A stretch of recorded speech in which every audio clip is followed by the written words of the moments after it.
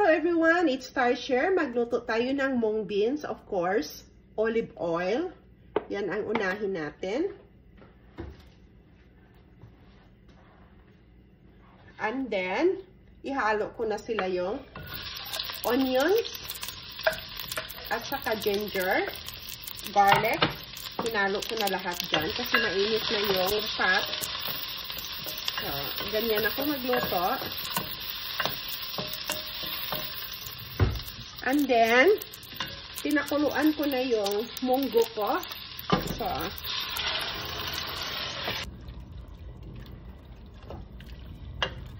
and then,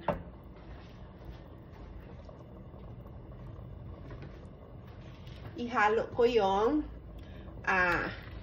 dried fish na maliliit, yung dilis. Galing ito sa atin. At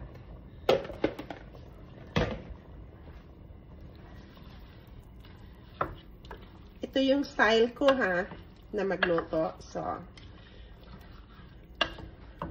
add ko lang ng tubig, water mga. And it's only my food.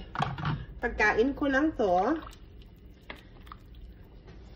Tapos lagyan ko ng black pepper na marami para masarap.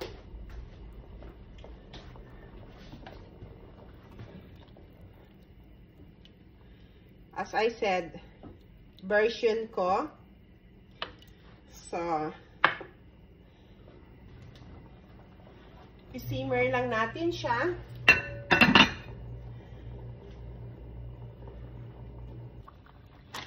Nibukal na siya. So, i-add na nato ang gulay. Tapos, ito ay yung broccoli, yung mix na gulay. Kung anong, ako kasi, kung ano yung pagkain ko, kung anong available doon sa fridge ko, nilalagay ko. So, ito ay yung pichay. Gusto ko yung maraming gulay. As I said, this is my version and my food. Pagkaon ko lang to siya. Ay, ang bango. Dahil nga doon sa dilis. Masarap din to lagyan ng gata. Pero, ganyan lang ang ilalagay ko.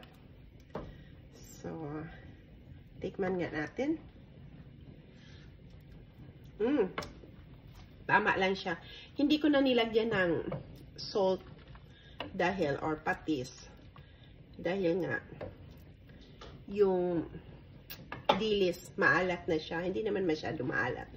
Pero ganyan lang.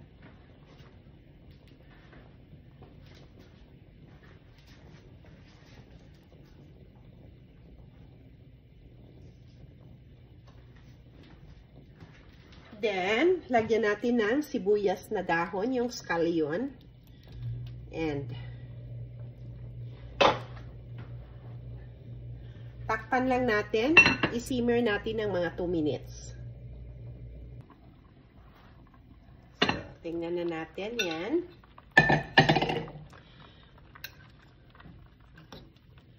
Luto na siya.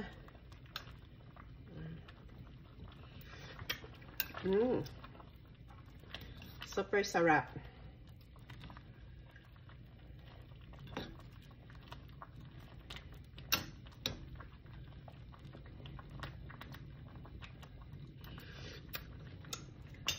So, pagkain ko to ng 1 linggo. So, luto na, diba? Yan, ang sarap. Kaon na ta. Daghan kayong salamat sa tanan. Thank you so much for watching. See you in our next video. Bye for now.